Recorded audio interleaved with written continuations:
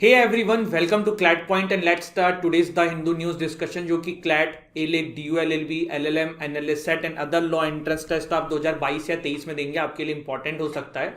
तो बिना समय गंवाए शुरू करते हैं। आगे बढ़े उससे पहले आज का जो क्विज का क्वेश्चन है हमारा वो आप ले लीजिए, जिसका आंसर आपको कमेंट सेक्शन में देना है। The age of retirement of a जज of a high court in India कितनी होती है? जस्ट हमको कमेंट सेक्शन में डू लेट अस नो।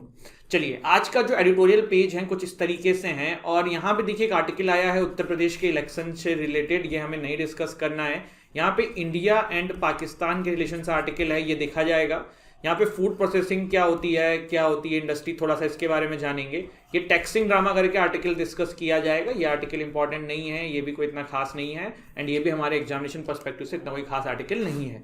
तो पहला आर्टिकल जो है वो है कीपिंग फेथ। ये आर्टिकल जो है भारत और पाकिस्तान का जो अभी रिलेशन चल रहा है और अभी रिसेंट में पाकिस्तान में एक घटना घटी है जो इंडिया के रिलेवेंस में काफ़ी कुछ है बयां करती है, तो वो हम यहाँ पे डिस्कस करेंगे और उसके रिलेट करते हुए कुछ और भी जानकारी हम लेंगे हमारे एग्जामिनेशन पर्सपेक्टिव से। तो सबसे पहले देखिए, भारत, कल भी मैंने थोड़ा सा आपको ये बॉर्डर वाली चीज बताई थी। इंडिया जो है वो अपने इंटरनेशनल बॉर्डर्स जो है वो आप देख सकते हो कि किन किन कंट्रीज के साथ कितना शेयर करता है। कल मैंने आपको बताया था और क्वेश्चन भी पूछा था, बहुत सारे दोस्तों ने हमारे सही जवाब दिया है। सबसे ज्यादा जो है हम हमारा बॉर्डर बांग्लादेश के साथ शेयर करते हैं, फिर चाइना, देन पाकिस्तान। पाकिस्तान के साथ आप 3323 किलोमीटर जो है वो बॉर्डर शेयर करते हो। अब यहाँ पे देखिए 106 किलोमीटर जो है वो अफगानिस्तान पीओके वाला जो पार्ट है वो भी है। पहले देखो, भारत के साथ जो है पाकिस्तान के आपके 5 स्टेट्स बॉर्डर टच करते थे, जैसे कि Gujarat, Rajasthan, Punjab, Jammu and Kashmir and Ladakh. But अब ये 4 हो चुके हैं क्योंकि आपका JNK जो है ये यूटी हो गया है। तो ये बेसिक जानकारी थी। अब आगे बढ़ते हैं, आज के एडिटोरियल के ऊपर आते हैं। और इसी से पहले एक चीज और जान लो कि देखो, कुछ समय पहले एक घटना घटी थी। घटना ये घटी थी कि पाकिस्तान के अंदर सिख धर्म का एक बहुत ही मतलब आप कह सकते हो सम्मानित और बहुत ही ज्यादा जिससे लोगों के अपने श्रद्धा भाव जुड़ी है, ऐसा एक गुरुद्वारा था जिसको करतारपुर गुरुद्वारा भी कहा जाता है। और उसको भारत से जोड़ने के लिए एक कॉरिडोर बनाया गया था जिसका नाम था करतारपुर कॉरिडोर। ये जो डेरा बाबा नानक करके गुरुद्वारा था, ये यहां से आपका पाकिस्तान के करतारपुर को जोड़ा गया था। और इसको जोड़ने का मेन पर्पज ये था कि जो करतारपुर में गुरुद्वारा है वहां पे भारत के लोग जा सकें। इसके अलावा भारत और पाकिस्तान के बीच और भी काफी सारे मुद्दों में टेंशन्स रहती है, लेकिन एक और बॉर्डर से रिलेटेड काफी न्यूज में चीज रहती है, वो है ये सर क्रीक लाइन। ये सर क्रीक लाइन है क्या? देखो, गुजरात के बगल में ना ये जो आपका रिवर है, भारत और पाकिस्तान के बीच में भी फिशरमैन इशू है। हमने श्रीलंका और भारत के बीच में देखा था किस तरीके से भारत के फिशरमैन को श्रीलंका जो है पकड़ लेता है। यही चीज पाकिस्तान और इंडिया के बीच में भी होता है। ये जो सर क्रीक लाइन है ना, भारत ऐसा कहता है कि पाकिस्तान की बाउंड्री जो है भारत से यहां तक है, मतलब इतना एरिया आपका है, लेकिन पाकिस्तान कहता है नहीं भैया हमारा इतना है। तो ये सर क्रीक लाइन को लेके भी इंडिया पाकिस्तान के बीच में काफी समय समय में प्रॉब्लम्स होती रहती हैं। अभी क्या मामला है? अभी मामला ये है कि पाकिस्तान की जो हिंदू काउंसिल है उन्होंने एक MOU साइन किया है पाकिस्तान इंटरनेशनल एयरलाइंस के साथ कि भारत के अंदर जो वहां के श्रद्धालु हैं उनको जाने दिया जाए और भारत से भी जो श्रद्धालु हैं पाकिस्तान के उनको आने दिया जाए। अब आप कहेंगे कि सर ये श्रद्धालु जो हैं ये किन किन जगहों पर विजिट करते हैं भारत से पाकिस्तान में या पाकिस्तान से भारत के अंदर? तो देखिए, पाकिस्तान के अंदर जो है सिख धर्म के काफी फेमस गुरुद्वारे हैं, टेम्पल्स हैं। कुछ एग्जाम्पल्स आप देख लो, जैसे कि आपका जो है वाघा अटारी बॉर्डर से लोग ट्रेवल करते हैं, हिंगलज माता मंदिर जो कि बलूचिस्तान में स्थित है, परमहंस मंदिर जो कि खैबर पख्तूनख्वा में स्थित है, अजमेर शरीफ दरगाह राजस्थान की, काफी सारे मुस्लिम श्रद्धालु यहाँ पे आते हैं, निजामुद्दीन औलिया दिल्ली के अंदर जो है यहाँ पे काफी सारे मुस्लिम श्रद्धालु पूरे वर्ल्ड से आते हैं। आपने मूवी देखी होगी सलमान खान की बजरंगी भाईजान, उसमें निजामुद्दीन औलिया ही वो लोग आते हैं। तो ये सारी चीजें जो हैं वो यहाँ पे बात कही गई है। अब ये एडिटोरियल क्या कह रहा है उसको मैं आपको बताने की कोशिश करता हूँ। यहाँ पे एडिटोरियल जो है राइटर ये कहते हैं कि इंडियन गवर्नमेंट को ये ट्रैवल परमिशन दे देनी चाहिए, अलाउ कर देना चाहिए पिलग्रिम्स को एक जगह से दूसरी जगह पे जाने के लिए। ऑल तो भारत और पाकिस्तान के बीच में रिलेशंस जो है ना काफी समय से अच्छे नहीं चल रहे हैं। और जब से देखो, एक तो आर्टिकल 370 वाला मसला हुआ था तो पाकिस्तान ने हमारे साथ व्यापार रोक दिया था, उससे पहले भी चीजें जो है काफी अच्छी नहीं थी। पर राइटर ये कह रहे हैं कि अब जो है पिलग्रिम्स के मामले में सरकार को कंसिडरेशन करना चाहिए और इसको अलाउ कर देना चाहिए। ऑल दो चांसेज यहाँ पे यही है कि सरकार इसको अलाउ ना करे। अब आप में से बहुत सारे लोग कहेंगे कि क्यों नहीं सरकार अलाउ कर रही, कर देना चाहिए। तो देखिए, कहीं ना कहीं सिक्योरिटी थ्रेट भी रहता है, बहुत बार बहरूपियों के रूप में लोग आ जाते हैं, फिर वो इंटरनल सिक्योरिटी को डिस्टर्ब कर सकते हैं। तो ये सब भी पहलूज रहते हैं जो सरकार को ध्यान रखने होते हैं। अब आप कहेंगे कि सर पाकिस्तान ने तो अच्छा किया था कि जो करतारपुर कॉरिडोर है ये हमें अलाउ नहीं कर रहे हैं। तो देखिए करतारपुर कॉरिडोर को पाकिस्तान ने अलाउ किया था तो उसमें एक इनका लॉजिक और भी था पाकिस्तान का, जो समय न्यूज में भी आता था कि पाकिस्तान जो है ना करतारपुर कॉरिडोर को खोलने का एक कारण यह भी था कि जब सिख पिलग्रिम्स वहां पे जाएं तो उनके माइंड को ब्रेन वॉश किया जाए for Khalistan movement and etcetera etcetera. तो ये सब भी बहुत बड़े बड़े इसमें पीछे जो है वो आईएसआई और इन सब का दिमाग था, ये चीजें सामने आती थी। पर ठीक है इन दी एंड अलाउ तो किया था, तो इस तरीके से चीजें करी जा सकती हैं सिक्योरिटी मेजर्स का ध्यान रख के। बाकी लेट्स सी इसमें क्या होता है। अगला आर्टिकल जो है वो है unlocks India's food processing potential. पहले तो फूड प्रोसेसिंग से आप क्या समझते हैं? देखो ये कुछ सब्जी हैं, ये कुछ अंडे हैं या कुछ और भी चीजें जो वेस्ट हैं।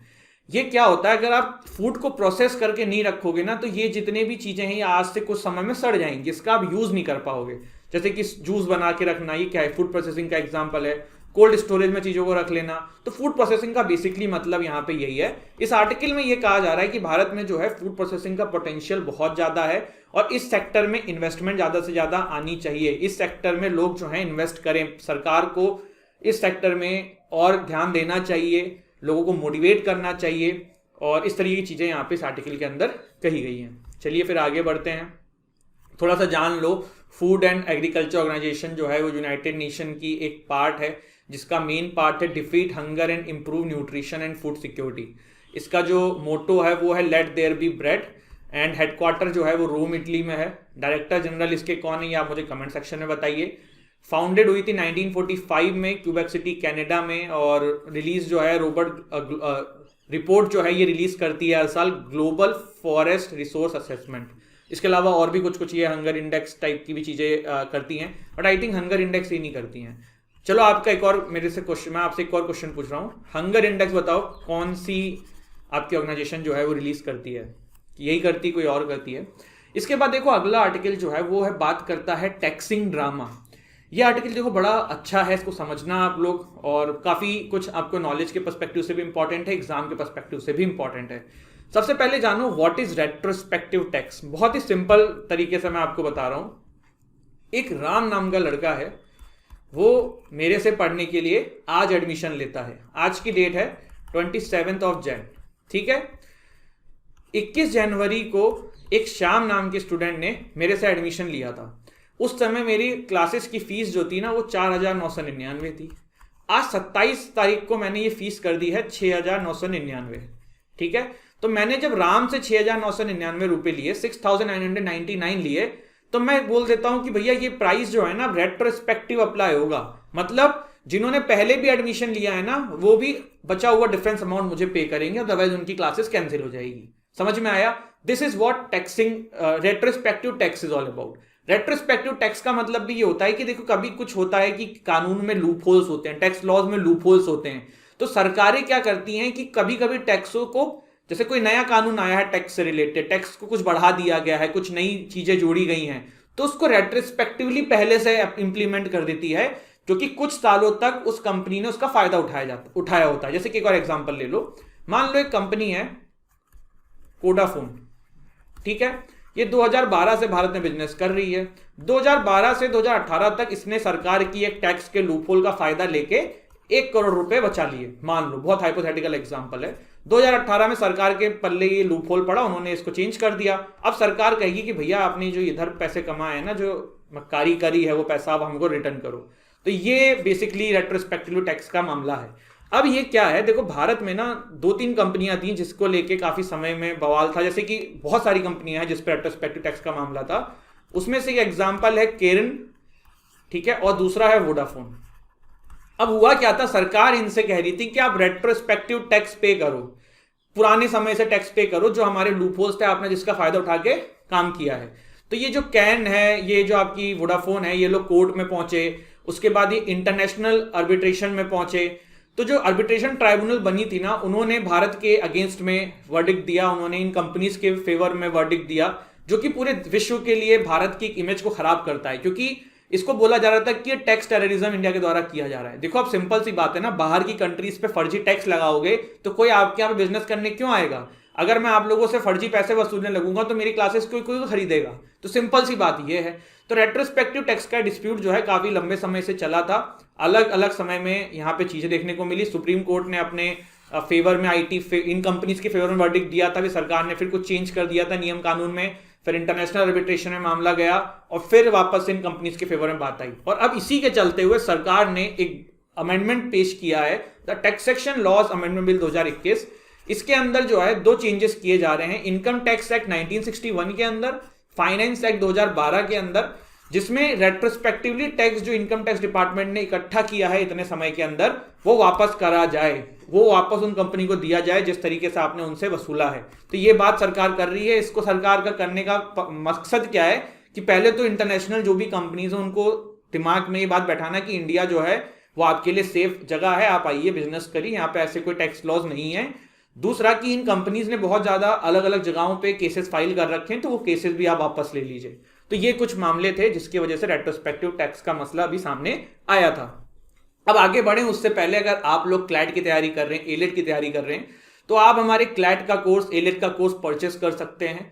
क्लैट यूजी 2022 का हमारा क्रैश कोर्स चल रहा है आपके एग्जाम तक। क्लैट 2023 के लिए हमारा ईयर लॉन्ग बैच चल रहा है।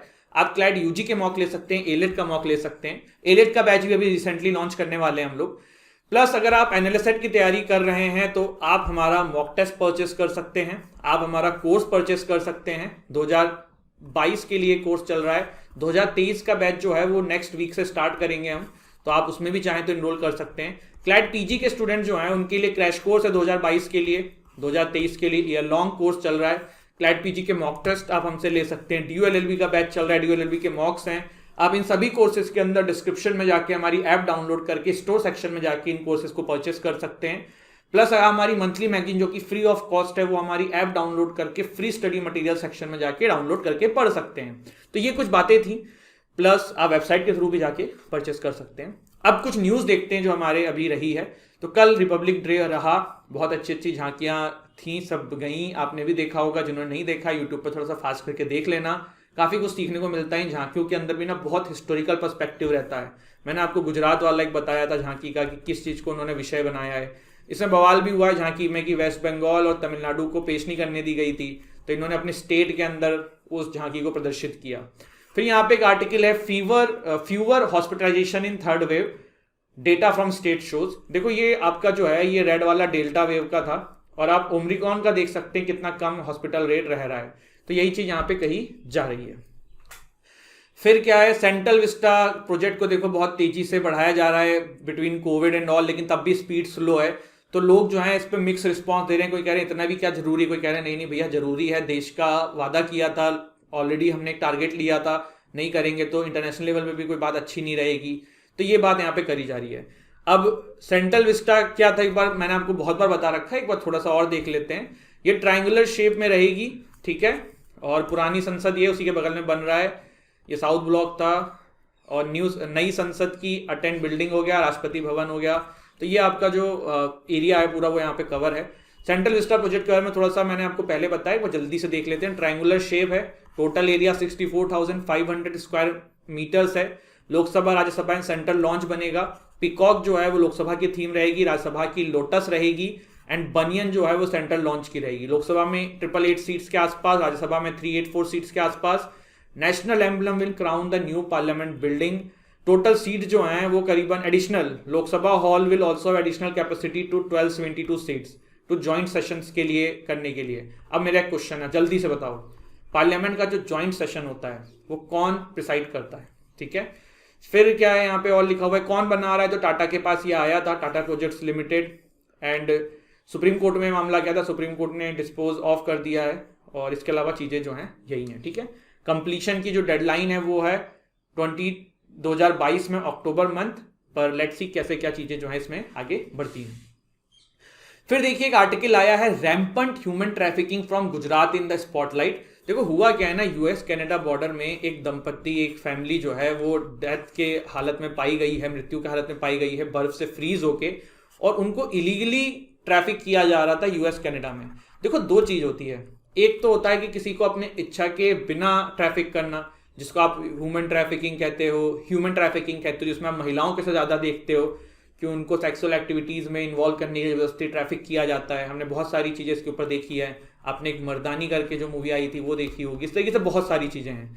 तो कहने का मतलब है, पता है ये एक्चुअली में ये चीज़ें एग्जिस्ट करती हैं, काफ़ी सारी डॉक्यूमेंट्री हैं इनकी, आप देख सकते हैं, और काफ़ी दिल दहला देती हैं। नेटफ्लिक्स पे एक डॉक्यूमेंट्री है, इस पर काफ़ी दिल दहलाने वाली डॉक्यूमेंट्री है, सच्चाई है कि किस तरीके से वुमेन्स को ट्रैफिक किया जा रहा है। और एक और ट्रैफिकिंग होती है, जैसे कि आपने बजरंगी भाईजान में सलमान खान को देखा था, सलमान खान जो बॉर्डर के नीचे से जा रहे थे, तो दिखा दिया उन्होंने ऊपर से, बट जाने का जो पर्पज होता है वो नीचे से ही जाते हैं, बहुत सारे लोग छुप के जाते हैं।